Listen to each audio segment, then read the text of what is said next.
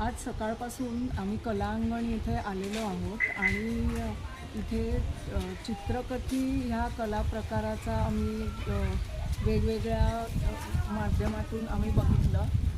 पहिल्यांदा आम्ही एक म्युझियम बघितलं. त्या म्युझियममध्ये चित्रकथीमध्ये जी पेंटिंग्स वापरली जातात गोष्ट सांगण्यासाठी, ती पेंटिंग्स आम्ही बघितली. ती जवळजवळ 250-300 वर्षापूर्वीची पेंटिंग्स होती, पण त्यांचे रंग वगैरे अजूनही छान आहेत.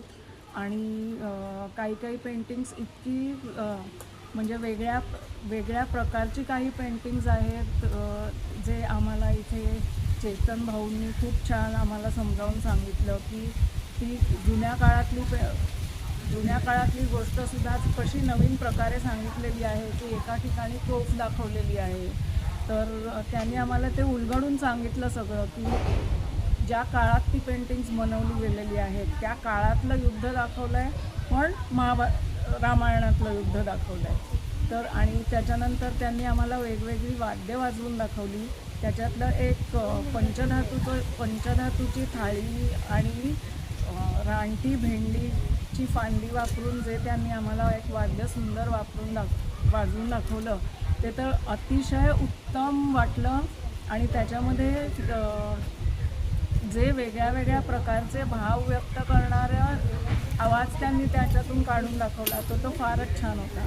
त्याच्यानंतर आम्ही एक वर्कशॉप केलं. त्याच्यामध्ये आम्हाला स्वतः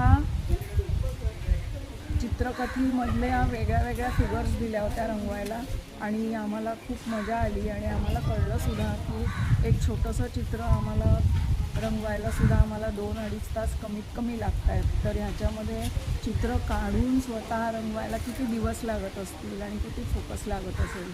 तर मला असं वाटतं की अशा प्रकारच्या म्युझियम आणि अशा प्रकारच्या वास्तूंना सगळ्यांनी भेट द्यावी आणि शिकण्यासारखं इथे खूप आहे. आणि गंगावणे परिवाराला खूप खूप शुभेच्छा. धन्यवाद.